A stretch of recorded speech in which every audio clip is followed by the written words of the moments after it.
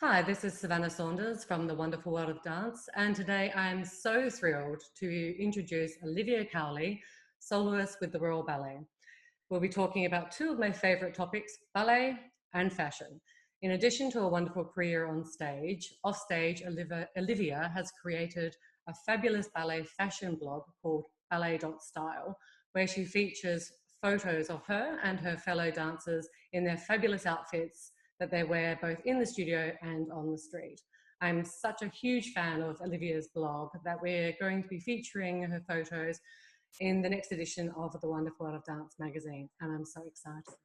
Hi, Olivia. Thanks so much for joining Hello. us. Thank you for inviting me. Thank you. So, before we talk about fashion, one of my favourite topics, as I say, Yes. let's talk about ballet. Tell us, how old were you when you first started dancing, and what made you start dancing in the first place? So I started dancing when I was 8 years old, and I was a very shy child. And my mum thought it would be nice if I'd get out of my shell if I started doing dancing because I had a speech impediment at school, and it really helped me build my confidence. And it was the first time in my childhood that I felt like I was equal to my peers. And it just kind of grew. There was no moment where I thought I'm going to be a ballerina. I just loved it and wanted to do more and more ballet classes. And then I realized when I was about 12, 13, actually, I'm quite good at this. And, when you're good at something, you want to do it even more. So, and then that's kind of, it just grew from there, really. So I was going to ask, you trained at Tring Park School for Performing Arts, That's right, yes. but then you went on to join the famous Royal Ballet Upper School. Tell us about your time there and Yeah. what was it like? Well, it was quite terrifying. It was very scary. It was a local Tring Arts was a very local school to me, and I had this kind of very lovely routine, and my teacher was incredible, and I was with her until I was 10. So we spent 6 years quite intensively together, training me. So to go to the Royal Ballet School with these Russian teachers, and there was a lot of in my year, there was a lot of students from White Lodge, so they all knew each other. But there was no need to worry because they were all so warm and welcoming, and they're my best friends now. And we actually, our year was very close. You do get some years that are closer than others, but our year was pretty special. So I was very lucky for that. Yeah. And did you have to move away from home to Yeah. to So study? What was that like yeah. for you? So when I was 16, I had to feed and cook and clean and do everything. So I had to learn those tasks pretty early in life. But dancers are very kind of, they've got like an old mind. I think it's our discipline. So it kind of came with ease. I mean, the first month or two, my mum cooked me loads of chili con carne for me to eat in the evenings, just in case I, kind of couldn't be bothered or was too tired or exhausted. And but then, 3 months later, I was kind of cooking up storms, mostly pasta and ragu, student food. Yeah, Naturally. yeah, of course. So after your time at the upper school, you graduated directly into the Royal Ballet. How were your first couple of years and how did you find the transition going from school to company? Yeah, well, I actually received two contracts. So I received a contract for the Royal Ballet Company and for Hong Kong Ballet. I chose the Royal Ballet just for its rep, and I it's one of my dream companies. It still is. It's an absolute joyous company, and it was pretty terrifying. You think you're okay, you're in good stead, and you've been taught the best, but there's still so much to learn. And you only learn when you're doing it, when you're doing those shows, when you're actually there physically kind of in rehearsals, and it's no kind of teaching can prepare you for anything like that. It took me a while, and I was quite gangly and skinny and kind of a little bit like Bambi. I was told that I was a bit like Bambi, so it took me a lot longer to get my strength and to prepare me for big solos and big roles. Yeah. And Tell us about your life now. You've worked your way up to soloist. What does your day look like? It's pretty hectic. So I start at 10:30 at ballet class. But before that, I do Pilates, and you usually see me on the power plate. The company laugh at me because they're like, "Where's Olivia?" And they just go to the power plate because I'm always there stretching and like releasing my muscles and things like that. But and then from 12 o'clock after ballet class, we do a full day of rehearsals for the show ahead of the one we're currently doing at the moment. So we'll be doing Swan Lake in the evening, and then maybe we'll be preparing for Romeo and Juliet during the day. So we're always constantly working and rotating our repertoire. It is hard to learn all new steps and new roles because we don't just do one role in a performance, we do several. But it's so easy for dancers, but it's also lovely to be in that position in the Royal Ballet Company because they give you that opportunity. Yeah, it sounds like as you say, it's quite a full-on day, and Yeah. it's. How do you take care of yourself? You talked about the power play? I'm a huge fan as well. It's very hard. But what do you do to sort of look after yourself? So so power play is kind of, I do really recommend that. Just I eat well throughout the day. I always drink loads of water. I've always got a big bottle of water next to me. You know, in rehearsals, at the gym. I do a lot of Pilates as well. Keep nice and kind of strong and secure. Um, there's, but then I do rest. So I do know the importance of rest, and actually my rest is sitting in front of my iPad or my phone and preparing for the next blog for Ballet.Style. So although it's technically still working, it's a really nice escape route for me to just not think about my body or my technique or what, role I'm doing, or, it's really nice to just kind of go into business mode. Yeah. Fantastic. So dancer by day, blogger and businesswoman by night when you're not Yeah. performing. Yes. You've danced in so many roles. The list is quite extensive. Tell us about some of your favorite roles and why they're your favorites.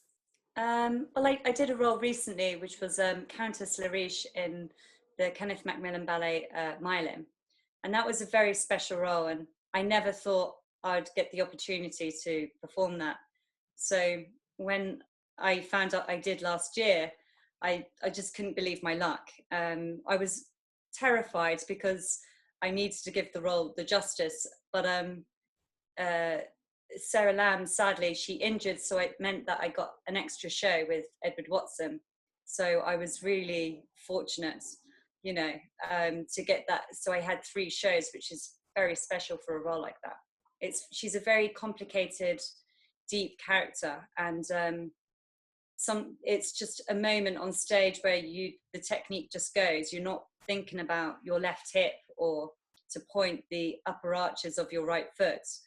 It's just purely just kind of following the story, and that moment, when you get that moment as a ballerina, it's magical. Yeah. And tell us about that magic. I'm always sort of fascinated by how dancers, and I'm interested to know how you would describe that feeling of being on stage and the moment that you love the best. Is there a way of being able to describe that? I feel like, when people say they take drugs or alcohol, and it's that kind of freedom that they experience, I think it's that just that high intensity of adrenaline. But there's also that fear that you're gonna trip up, or someone's not gonna lift you right, or, it's terrifying. So it is really on edge, and, it's very exciting. It really is live theatre, so anything can happen. And it's a very special moment, I think, for the audience and for the dancer, because you're both experiencing something together. It's very special, and I'm a bit of a romantic in that sense. Well, I saw that ballet, and it was incredible, completely moving. Are they the types of roles that you gravitate towards, or um yeah, yeah, tell us. no, Yeah, no, I do love my Macmillan ballets like Milan or Manon, Romeo and Juliet. But then there's the other end of the spectrum, which is Wayne McGregor's ballets, which is just so physical and intense, and he pushes your body to the absolute limits that your earlobes are exhausted.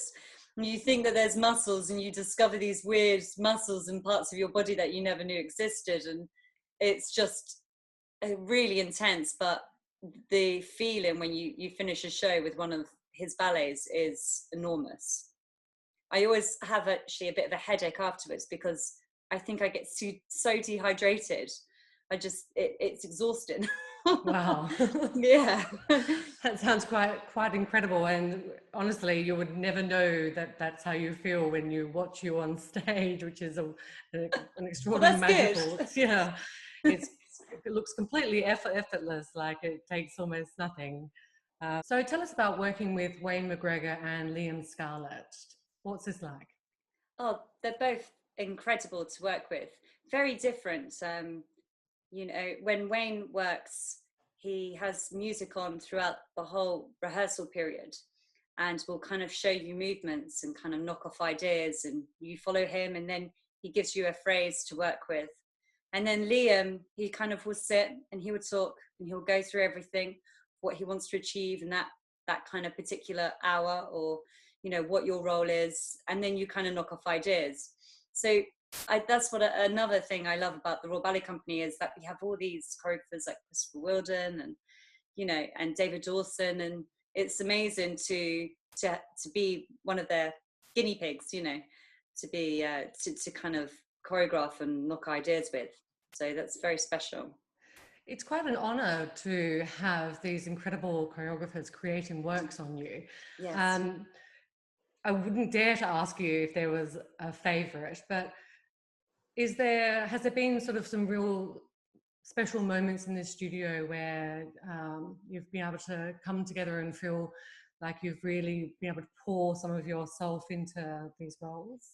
My first big principal role was in Michael Corder's ballet La Invitation de Voyage, and it was I was very young, and sadly a dancer was injured, and I was covering that role, so that was kind of my first kind of moment to shine, to kind of come out of the Corder ballet, and then from that Wayne McGregor saw me, and he kind of was like, oh, she's pretty good. So he then got me to cover Mara Galeazzi and in Infra. And then from there, it just builds up. And then, Liam Scarlett would have seen me. And, so it's really lovely. It's just the kind of, once you kind of get that first opportunity, all these other roles and opportunities build up. But I think Wayne McGregor did really see me at a very young age. And he kind of wasn't quite ready for me. I was still a little bit weak and stuff, but he saw my potential. So he always got me to cover the big principal roles. And I was at the back, learning my steps, just in case. And then there was Carbon Life, which was one of my first big roles with Wayne. And I was dancing with Edward Watson Nick Night with Mark Ronson. It was pretty special. And then from then I've done all the principal roles with Wayne. So it's kind of quite lovely how I've built up slowly. So I really appreciate those roles when they come, because I put a lot of work and effort and time on them. Absolutely. Yeah. And you've been with the company now for so many years. You've had Yeah. this quintessential career of local girl goes to local school, goes to Royal Ballet, upper school goes into the Royal Ballet Company, goes from corps, goes to soloist. How, looking back on your career, and you're at the height of your career, it's nowhere near ending. How do you feel about your career and your evolution as a dancer? I'm very proud of, I was told once by someone very high up in the company that they never saw me beyond corps de ballet. So I feel like I've kind of really, proved to myself that I could do these roles, and, but sometimes I can't believe the roles I get and the opportunities I get. And there's never a moment where I don't take it for granted, because I'm so fortunate to be in my position. But also I've worked really hard, and my work ethic has always been very high, and I'm incredibly disciplined, and I'll practice and practice until it's just how I want it. But I know it's never going to be perfect. So there's not that kind of, hit myself and kind of torture, but I'm just quite realistic in that sense. And I think it's a family thing. All my family are quite like that, and we're quite high achievers. So maybe it's just in the blood. Yeah, Maybe it isn't ballet. Maybe it's just in the blood.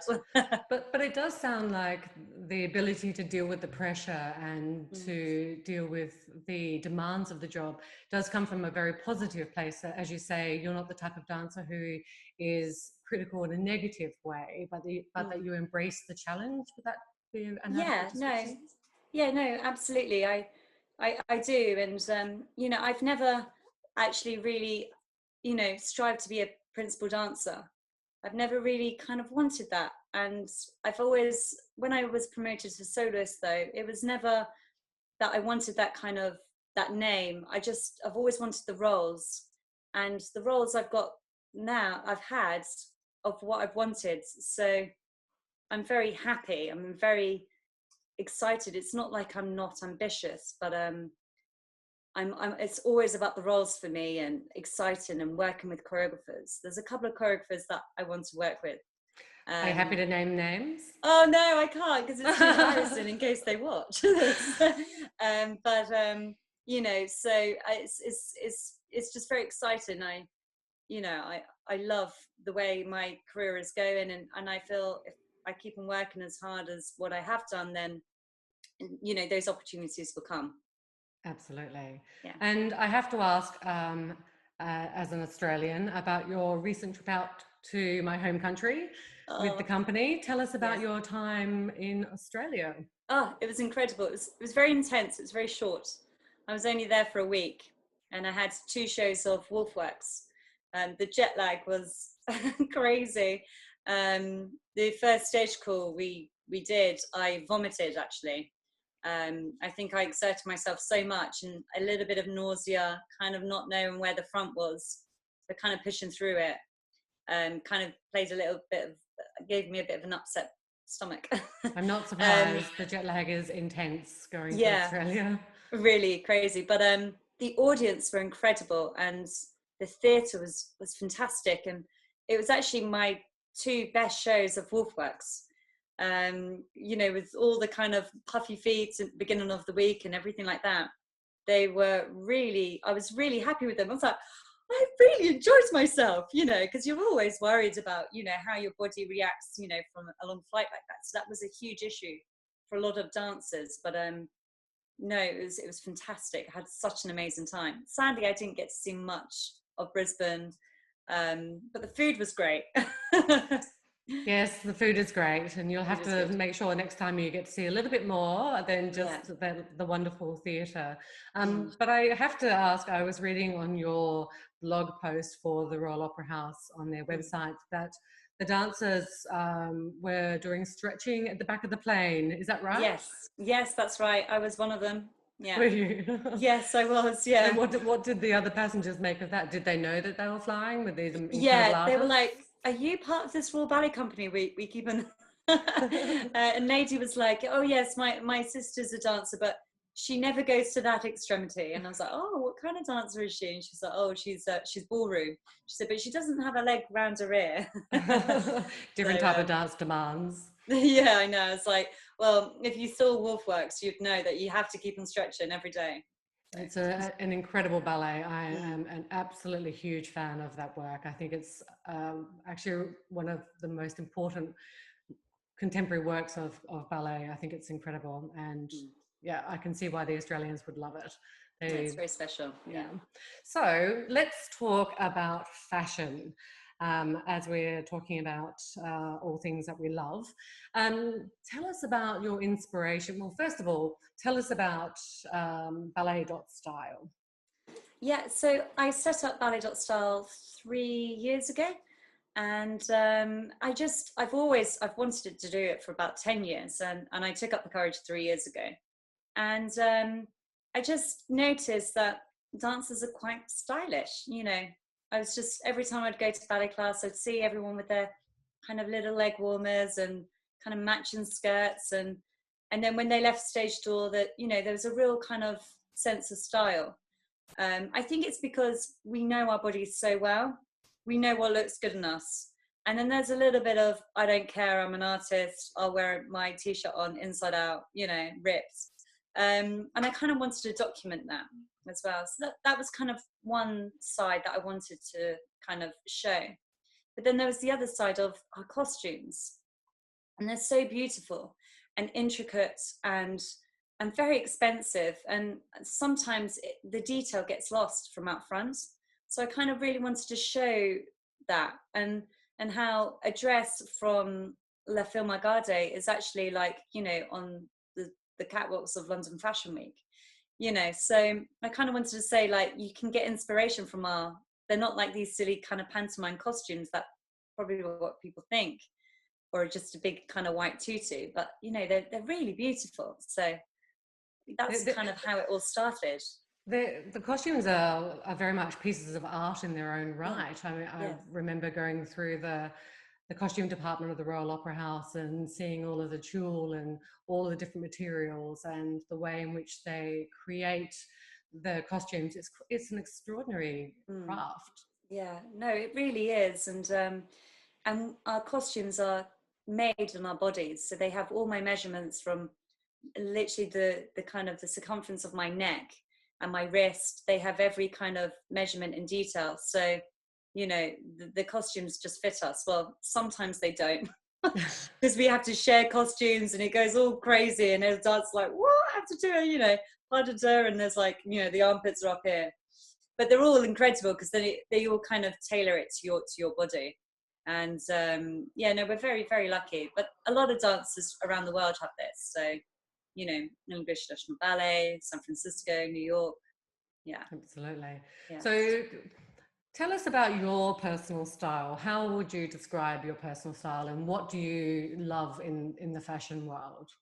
Well, it's an interesting question. Actually, no one's really asked me that, so I don't really know I don't know the answer.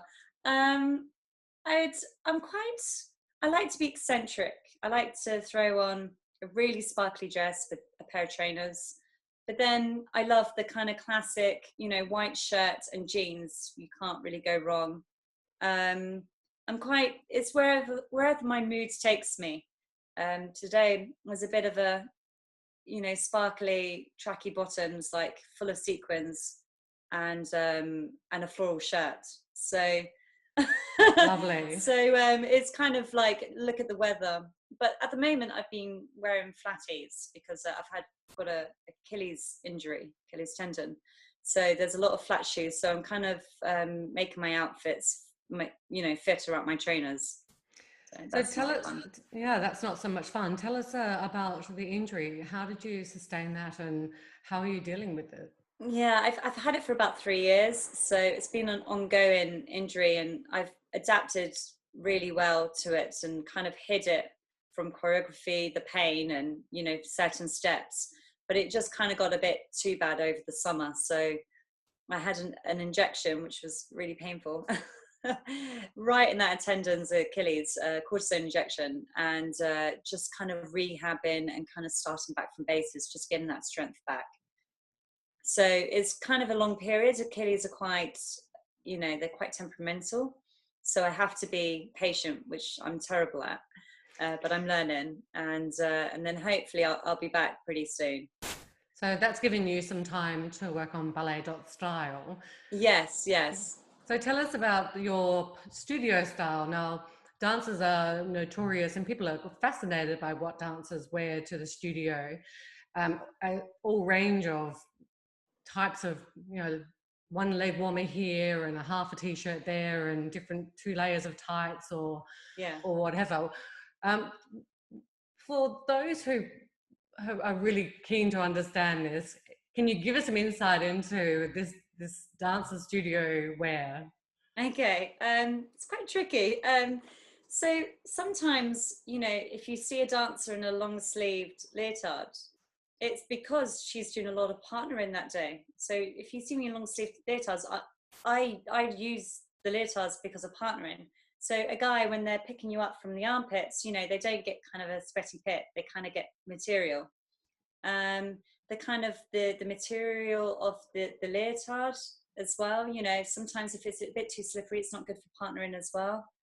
You know, sometimes we wear shorts because we've got like sore hips. We need to keep them warm. You'll see one leg warmer, and that was because maybe that leg is the leg that they're kind of working on the solo a bit more, so it's a bit more tighter. So sometimes it looks quite like we've just thrown it all on, but there's sometimes a little bit of a reasons. Also scarves. We always get like neck kind of spasms and sore necks from kind of, you know, holding ourselves up and, you know, with partnering again. So we need to kind of keep them nice and warm. So especially at winter time, you'll see all the like dancers drawing like Nutcracker with these big scarves around the necks. Yeah, but it can look quite. But then sometimes you just see like a dancer like in a full-on baby grown. It's like that's just what she wants to wear, or him. Yeah. Well, I think it's absolutely fascinating, and I know that people all around the world are completely fascinated by what dancers wear, both in the studio and also, as you say, at the stage door and down the street. Yeah. Um, so there are some dancers who are very have favorite pieces or pieces that are very sentimental. Do you have any pieces that are of clothing that are particularly important to you for dancing? Um, I have this one white leotard that I've had since I was 16, and it's ripped on the side. Actually, it's the white leotard that Rick Guest took of me. He said, "Oh, could you bring some warm up clothes?" And I took that because it's like kind of a bit like a safety blanket. So if I'm feeling a bit insecure, I always seem to be wearing this white leotard, and I love it. And it upsets me because I look at it now, and it's really it's getting see through from how many times I've washed it, and it's exhausted this leotard. But I love it so much, and I've never found a white leotard like it. And so that would be my number one piece. I can never get rid of that leotard. No. I know that photo from Rick Guest. It is it's a beautiful photo, and I love that he shows the tear in the side of the leotard. Yeah, yeah, Yeah, yeah. It's quite haunting. I didn't really yeah. know what the photo shoot was for, and I think he kind of didn't tell me. I think he wanted me to be a little bit kind of, you know, vacant. You know, sometimes when you say to a dancer you're going to have a photo shoot, they've got the makeup and the fake lashes and stuff. He kind of wanted us really raw. So it kind of it was quite scary. It was like, oh, should I not? No, no makeup, please. I was like, oh. Yeah, it's a special body of work. Rick's photos are absolutely amazing. I wanted to ask as well, so what do you put in your dance bag for your days in the studio? Dance bag. Quite a few things. It can get quite heavy. Um, two pairs of point shoes at least. So one pair of point shoe that's pretty hard, another that's soft. Flatties, pair of warm slippers, spiky balls. Dancers love spiky balls. Clingy bands to kind of warm up our feet during rehearsals. A phone charger. And I have this, we've got this really cool brand that I discovered called Huel. And they're like protein bars. And you can get shakes, and I have shakes in the morning. And they've got lots of protein and good multivitamins and carbs, and it's great bar. So I always have one of those in my bag now, just for when I get kind of, you know, 4 o'clock, you know, need a bit of sugar. They're like kind of like, a bit like chocolate brownies. They're delicious. So yeah, you'll definitely see one of those in my bag. That does sound like quite a lot to lug around with you.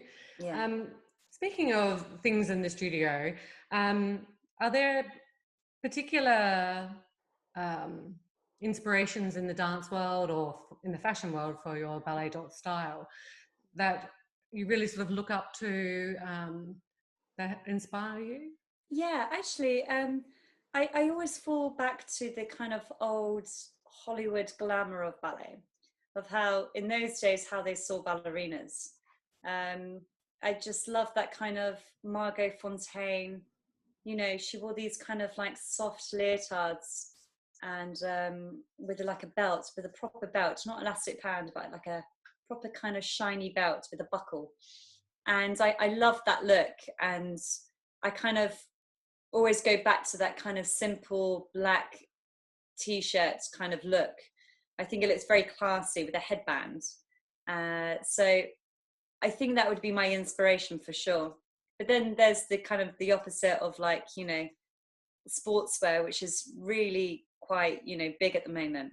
And I love that with the cool leggings and, you know, but I'm kind of in that phase at the moment, but I know I'll go back to my Margot Fonteyn, you know, the fur coats and long cigarettes, even though I don't own a fur coat and I don't smoke. So all of that minus that.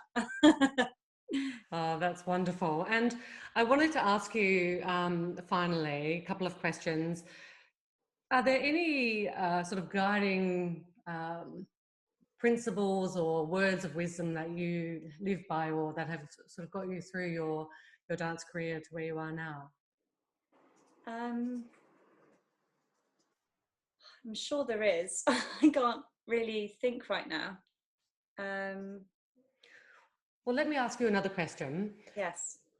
What advice would you have for other dancers who are looking at your incredible career and would love to emulate both what you've achieved on stage, but also the activities around Ballet.Style? What advice would you give to a younger dancer? I would, you know, I would recommend to just kind of live your life.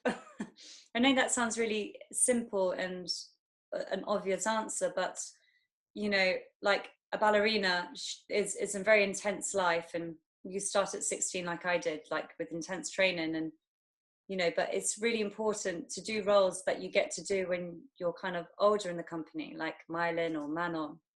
You need to experience love and lost, and so it's very important to kind of experience love and happiness and kind of enjoying yourself. You know, we all have the potential, I find, to be bunheads and to be stuck in the studio at 10 o'clock at night, but it actually kind of it detriments the art form, and you know, it doesn't help. And I think you need to experience those emotions to really be a true artist.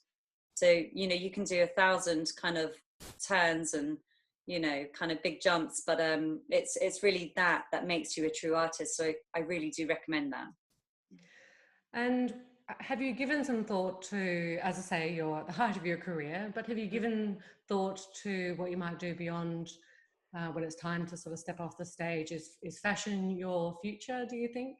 Yeah, I mean, I've kind of got my best years, you know, in front of me right now. So Absolutely. it's really, really difficult because also all I've known is ballet since I was 16, and I've been so focused that it's really hard. But since doing Ballet.Style, it has opened my eyes to so many other kind of opportunities that I could, you know, lead towards. So definitely something involving my kind of my website. I want it to be bigger, and I have so many ideas, but at the moment I just don't have the time. Yeah. So watch the space. Yeah. Yeah. And so tell us about Olivia, the businesswoman, as you say, you know, dancer by day, businesswoman at night. And Are at you the lunchtime. same? Are you different? Does one influence the other? Yeah, like well, first I was terrible at answering emails, and now I've realized that that was the ballerina Olivia. And then the kind of business woman, you know, Ballet.Style, I've realized that if you don't answer an email, nothing gets done. So answer your emails. I'm kind of much more organized, and it's really empowering actually to have not just kind of the physical attributes that, oh, Olivia can kick her leg up, but like, you know, I can, you know, make something happen, and I can do a video on my website. I can do a really good blog. You know, it's doing really well, and I've reached over 150,000 followers. So Wow. so it's going the right way. So I just want to keep on being businesswoman Olivia. Yeah. That sounds amazing. 150,000 is fantastic. And tell us what's the sort of feedback that you get from your dedicated followers? What sort of messages do they send you? Yeah, they just, they're like, I have like real amazing fans actually, and especially in Japan. I've got a huge following in Japan. And they just say more, we want more. And I'm like, oh, okay. But it's, I have to kind of pace it because I can't put too much work on myself. But yeah, it really encourages me to do more and to do the next blog, maybe a week sooner. So I really do love the good feedback, and it has been quite exciting actually. And what do you love most? Do you love the photos or the writing Yeah. the blogs, or what part of it's your favorite, if you have one?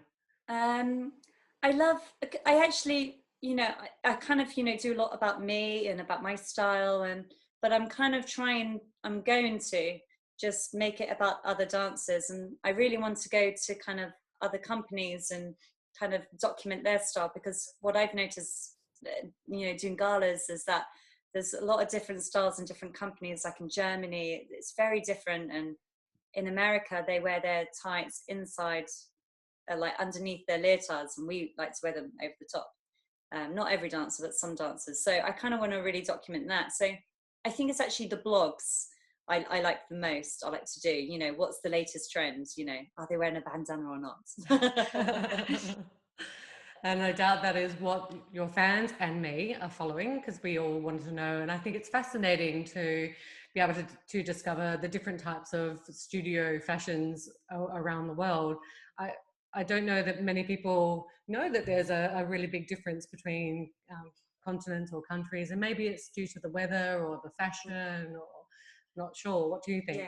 Yeah, no, I think so. I think, and also sometimes your fashion changes because of the city you're in, and maybe the ballet.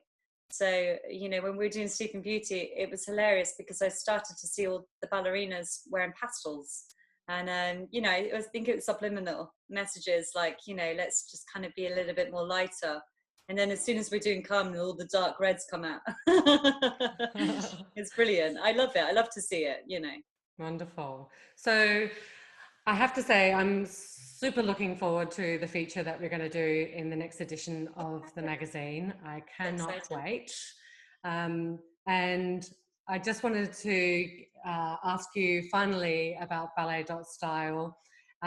If there was a brand out there that you would love to collaborate with, or, maybe like an Alexander McQueen or something like that one day. Do you have someone like that in mind, or are I you more on the activewear side? No, it's Da Vinci. Oh, I love Da Ah, Vinci. Yeah, like yeah. amazing, incredible Da Vinci. Wow. Oh. We'll have to, like, put the word out on that I one. know. Yeah, if you could, spread that, that'd be great. That's so well. Thank you so much for having a chat with us today about your ballet.style and about your career. Thank you so much for your Oh no, time. thank you so much. Thank you. And for listeners and for viewers all around the world, go and visit. I'll put the W's in so we're not confused. www.ballet.style, and check out Olivia's amazing blog and check out her socials. And if you're not already one of the 150,000 who are following, I know that you will be soon. And look out for the feature in the next edition of our magazine. Thanks.